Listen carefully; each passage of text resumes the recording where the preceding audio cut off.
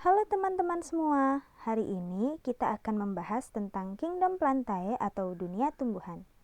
Pada pembahasan ini, kalian diharapkan dapat mengetahui apa itu tumbuhan, ciri-ciri tumbuhan, serta klasifikasi dari Kingdom Plantae atau dunia tumbuhan. Sebelum kita membahas lebih jauh tentang dunia tumbuhan, kita harus tahu terlebih dahulu apa sih sebenarnya yang dimaksud dengan tumbuhan. Jadi, tumbuhan merupakan salah satu organisme eukariotik multiseluler yang memiliki dinding sel dan klorofil.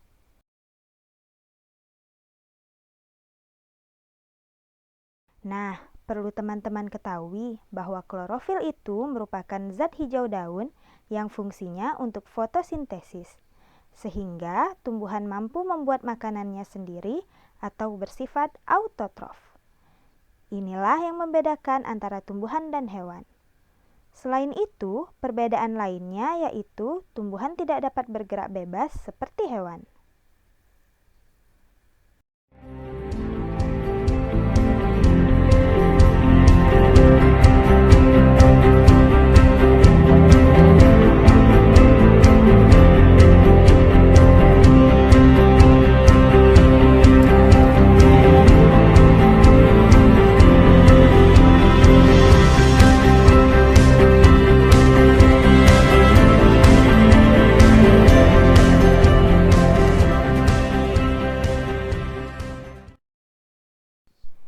Adapun ciri-ciri khusus tumbuhan yang menjadikannya beda dengan kingdom animalia atau hewan, yaitu sebagai berikut.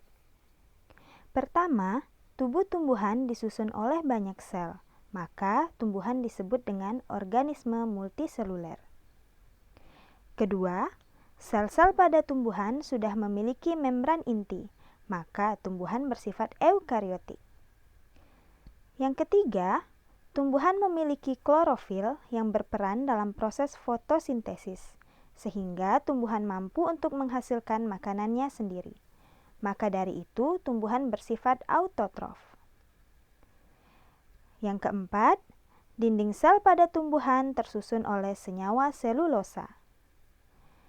Kelima, tumbuhan menyimpan cadangan makanannya dalam bentuk amilum atau pati. Keenam, tumbuhan melakukan reproduksi melalui dua cara, yaitu secara generatif dan vegetatif. Beberapa tumbuhan ada yang mengalami pergiliran keturunan atau metagenesis. Nah, sebelumnya teman-teman harus tahu terlebih dahulu apa itu metagenesis.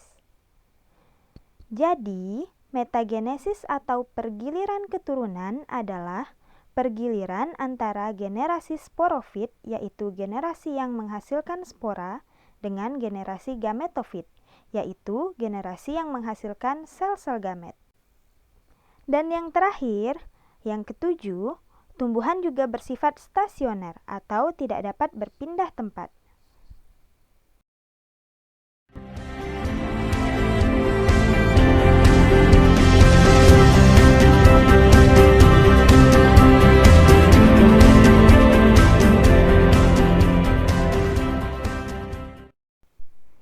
Selain memiliki ciri-ciri yang telah disebutkan tadi, tumbuhan juga memiliki klasifikasinya sendiri.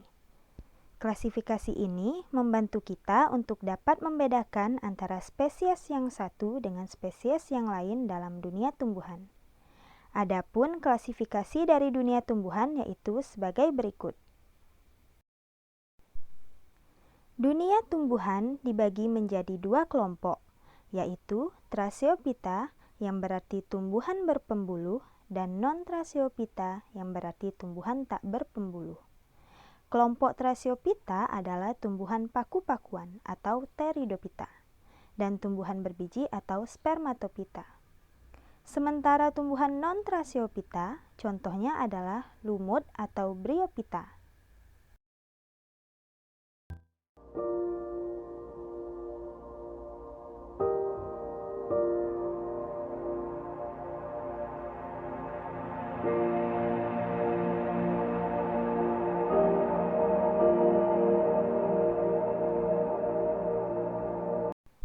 Teman-teman semua, agar kalian dapat lebih mengetahui tentang masing-masing dari klasifikasi pada dunia tumbuhan, di video selanjutnya akan kita bahas satu persatu. Yang pertama yaitu tumbuhan lumut atau bisa kita sebut Bryophyta. Mari kita kenal lebih dekat dengan tumbuhan lumut.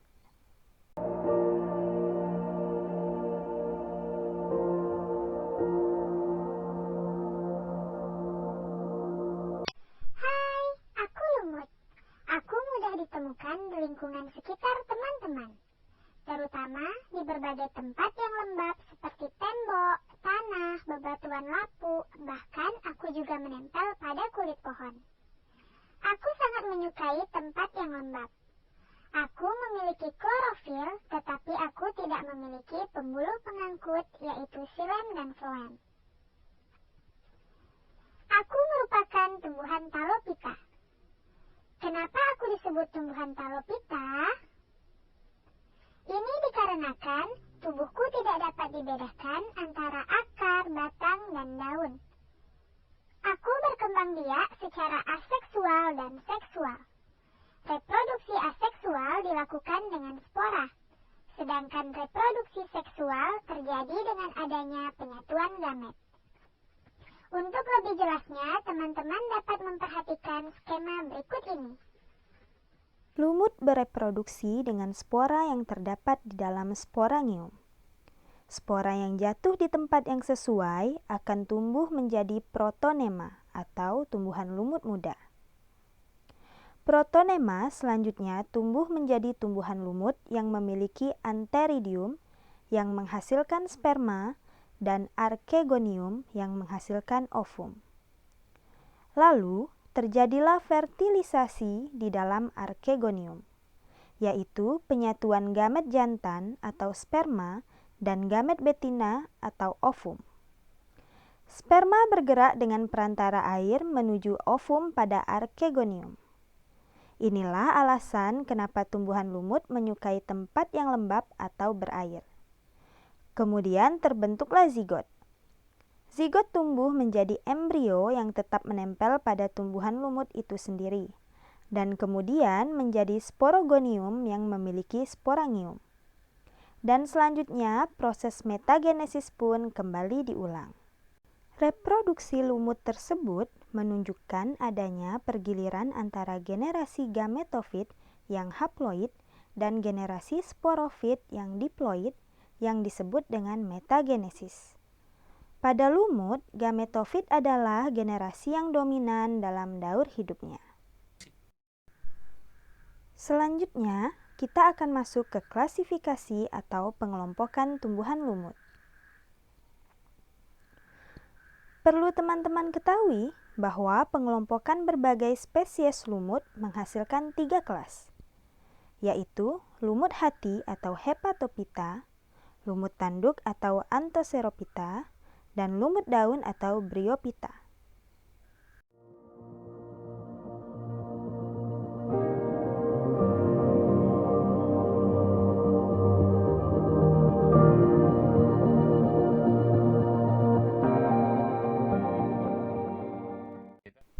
Teman-teman, itulah tadi klasifikasi dari tumbuhan lumut. Dan ada satu hal lagi yang teman-teman harus ketahui, yaitu manfaat dari tumbuhan lumut. Seperti organisme lain, lumut juga dapat memberikan manfaat, yaitu sebagai berikut. Pertama, lumut sebagai tumbuhan pionir atau tumbuhan perintis. maksudnya adalah tumbuhan yang mengawali terbentuknya habitat tumbuhan lain. Lumut dapat hidup di daerah yang kosong sebelum tumbuhan lain dapat hidup.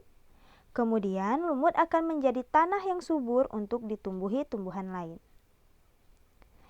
Kedua, lumut yang mati akan diuraikan oleh jamur dan bakteri pengurai menjadi zat organik sehingga tanah tersebut akan subur dan cocok untuk pertumbuhan-tumbuhan yang lebih besar. Ketiga, lumut yang tumbuh pada permukaan tanah dapat mencegah erosi.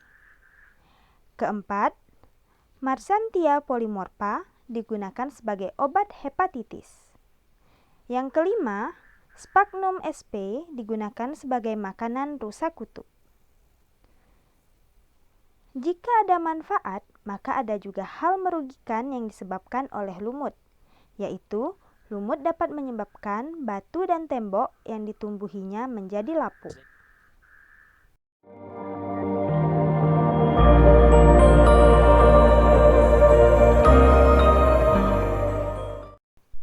Bagaimana teman-teman semua?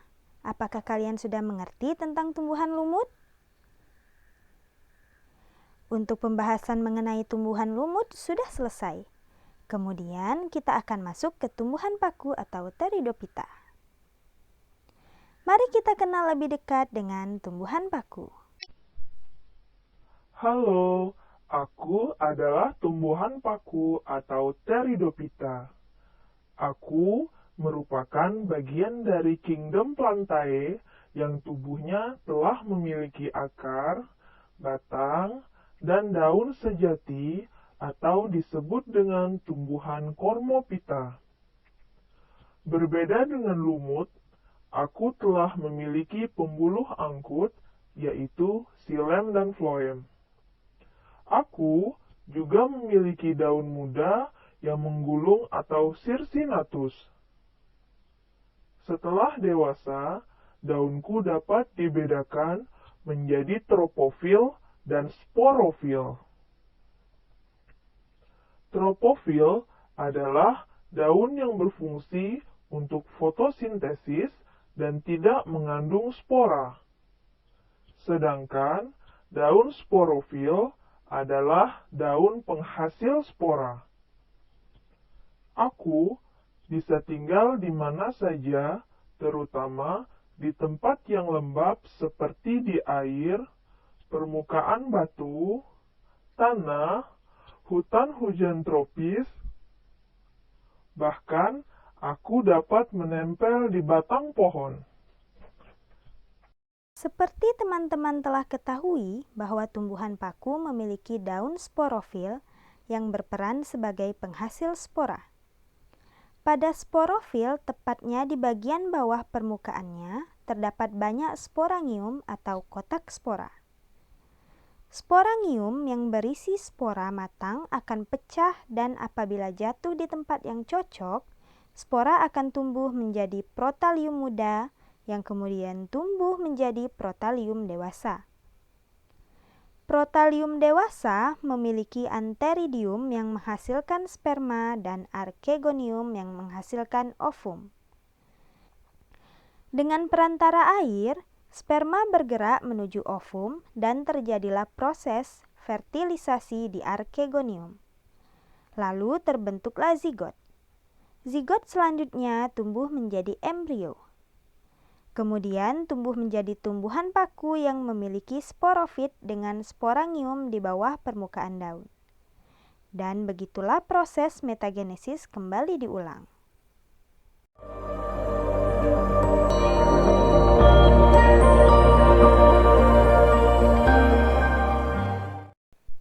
Nah, teman-teman, itulah tadi cara tumbuhan paku bereproduksi. Kalian sudah mengerti, bukan? Selanjutnya, kita akan membahas mengenai klasifikasi dari tumbuhan paku. Teman-teman, tolong perhatikan ya.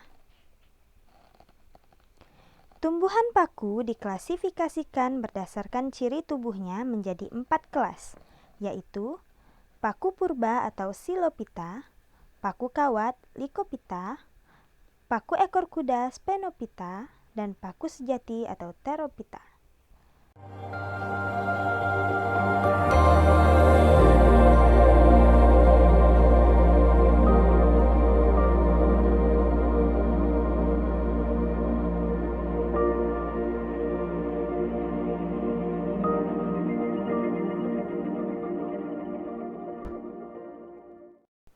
Itulah tadi klasifikasi dari tumbuhan paku. Nah, teman-teman juga harus mengetahui peranan penting dari tumbuhan paku, yaitu sebagai berikut. Pertama, tumbuhan paku dapat digunakan sebagai tanaman hias. Kedua, tumbuhan paku dapat digunakan sebagai obat. Ketiga, beberapa tumbuhan paku dapat dijadikan sayuran atau makanan. Tumbuhan paku ada juga yang merugikan karena menjadi gulma atau tumbuhan pengganggu. Misalnya, Salvinia natans atau kiambang yang mengganggu tumbuhan padi. Teman-teman semua, itulah tadi pembahasan mengenai tumbuhan paku. Selanjutnya, kita akan membahas tentang tumbuhan berbiji atau spermatopita.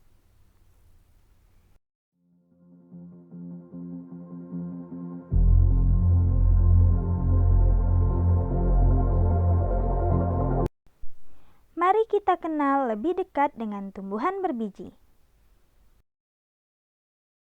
Hai teman-teman, aku adalah tumbuhan berbiji atau spermatopita. Aku merupakan tingkatan tertinggi dari dunia tumbuhan. Aku sudah memiliki akar, batang, dan daun sejati, dan juga memiliki berkas pengangkut, yaitu xilem dan floem. Aku disebut tumbuhan berbiji karena aku memiliki organ yang berupa biji sebagai alat perkembangbiakan. Kalian dapat dengan mudah menemukanku di daratan, tetapi ada juga sebagian yang di air. Aku dapat berbentuk pohon, perdu, semak, dan herba. Aku terbagi lagi atas dua subdivisi, yaitu subdivisi gimnosperme atau tumbuhan berbiji terbuka, dan subdivisi angiosperme atau tumbuhan berbiji tertutup. Untuk lebih jelasnya, teman-teman dapat menyimak pembahasan berikut ini.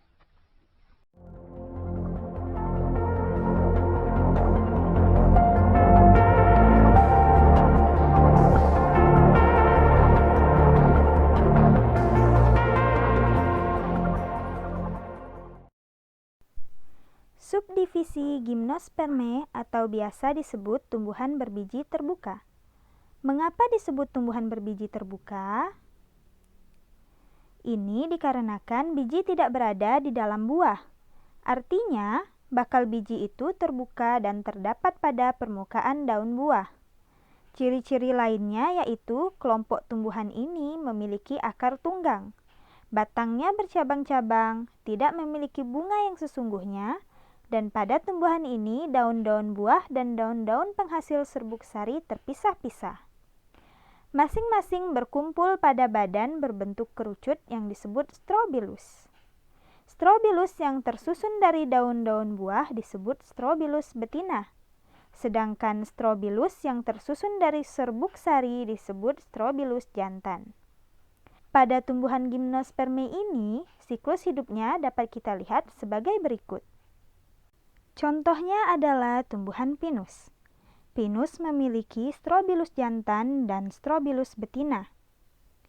Pada strobilus jantan terjadi pembelahan meiosis yang menghasilkan serbuk sari. Serbuk sari dilepaskan dan dibawa oleh angin menuju megasporangium, di mana di dalamnya terdapat sel induk megaspora. Kemudian terjadi pembelahan meiosis. Gamet jantan dan gamet betina bertemu dan terjadilah pembuahan atau fertilisasi. Lalu terbentuklah embrio, kulit biji dan cadangan makanan. Selanjutnya, tumbuh menjadi kecambah dan kecambah tumbuh menjadi sporofit dewasa.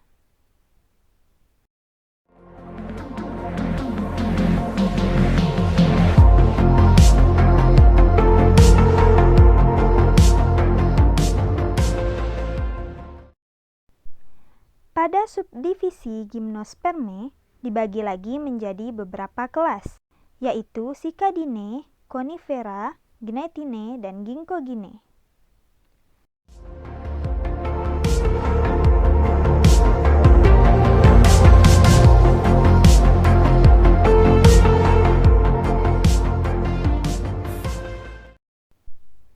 Kemudian kita lanjut dengan subdivisi Angiospermae atau tumbuhan berbiji tertutup. Kenapa tumbuhan ini dikatakan tumbuhan berbiji tertutup? Itu karena bakal bijinya ditutupi atau berada di dalam buah. Ciri-ciri lainnya dari Angiospermae yaitu tubuhnya dapat berupa pohon besar, perdu, tumbuhan rambat, serta tumbuhan tidak berkayu. Memiliki bunga yang sesungguhnya. Bentuk dan susunan bunga bermacam-macam, tetapi memiliki bagian-bagian dasar yang sama, yaitu mahkota bunga, kelopak bunga, putik, dan benang sari. Pada Angiospermae terjadi pembuahan ganda, yaitu adanya pembuahan untuk membentuk embrio dan cadangan makanan atau endosperma. Untuk lebih jelasnya mengenai penyerbukan dan pembuahan atau fertilisasi pada Angiospermae, teman-teman bisa memperhatikan penjelasan berikut ini. Langkah-langkah proses terjadinya pembuahan ganda pada Angiospermae yaitu sebagai berikut. Serbuk sari yang jatuh ke kepala putik akan tumbuh menjadi buluh serbuk sari yang di dalamnya ada 1 inti vegetatif dan 2 inti generatif. Kemudian, buluh serbuk sari akan menuju ruang bakal biji dengan inti vegetatif sebagai penunjuk jalan. Setelah sampai serbuk sari di dalam bakal biji, inti vegetatif ini akan mati. Inti generatif 1 akan membuahi ovum untuk menghasilkan zigot. Sedangkan inti generatif 2 akan membuahi inti kandung lembaga sekunder yang berguna untuk menghasilkan cadangan makanan atau endosperm bagi calon individu baru. Karena pembuahan terjadi 2 kali, sehingga disebut pembuahan ganda.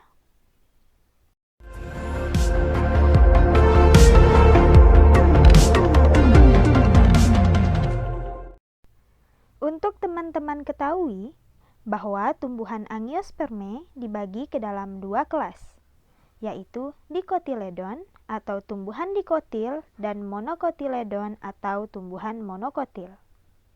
Dikatakan tumbuhan dikotil karena tumbuhan ini memiliki 2 kotiledon atau daun lembaga pada bagian biji. Ciri lainnya yaitu tumbuhan ini memiliki sistem perakaran tunggang. Batangnya bercabang-cabang, buku-buku batang dan ruas-ruas batang tidak jelas. Batang dari pangkal ke ujung seperti kerucut panjang. Daun-daun tunggal atau majemuk dan jarang memiliki pelepah. Helaian daun tulang menyirip atau bertulang menjari. Bagian-bagian bunga berjumlah 2, 4, atau 5. Batang dan akar mempunyai kambium sehingga terjadi pertumbuhan sekunder atau dapat tumbuh membesar. Pada batang, berkas pengangkutan tersusun dalam lingkaran dengan xilem di sebelah dalam dan floem di sebelah luar, serta di antara keduanya terdapat kambium.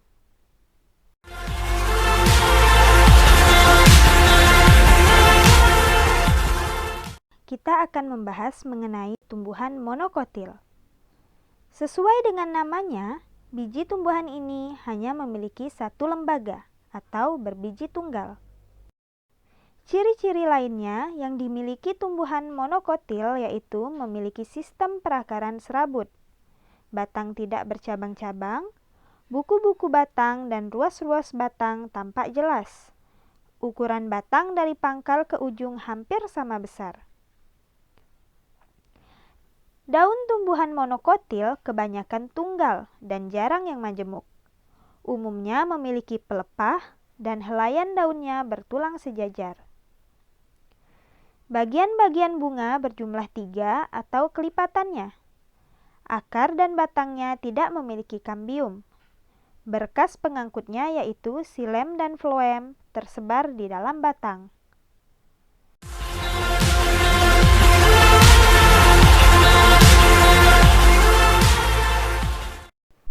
Berdasarkan ada tidaknya mahkota bunga atau petala dan daun, dikotil dibedakan dalam 3 subkelas, yaitu monoklamida, dialipetala, dan simpetala.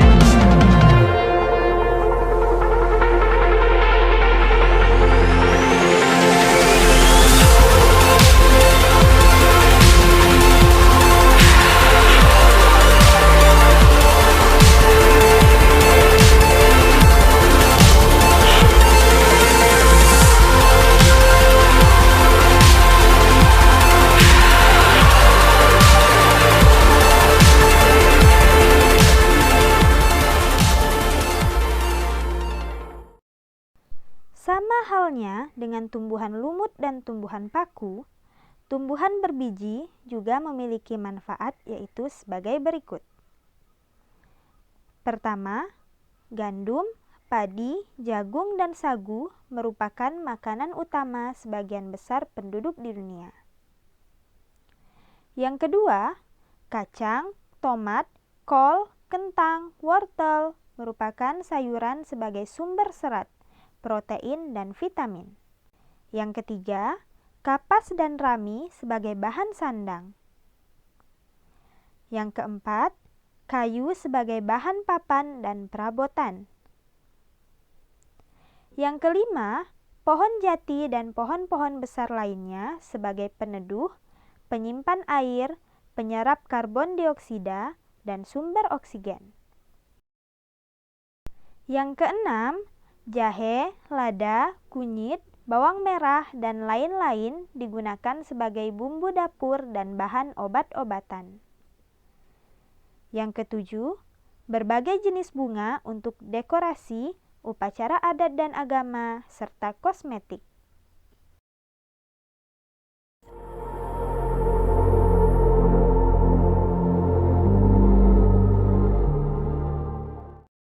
Nah, teman-teman semua, itulah tadi pembahasan tentang Kingdom Plantae atau dunia tumbuhan. Apa kalian sudah menyimaknya dengan baik? Semoga apa yang telah kalian pelajari hari ini bermanfaat. Sampai jumpa di video-video pembelajaran lainnya.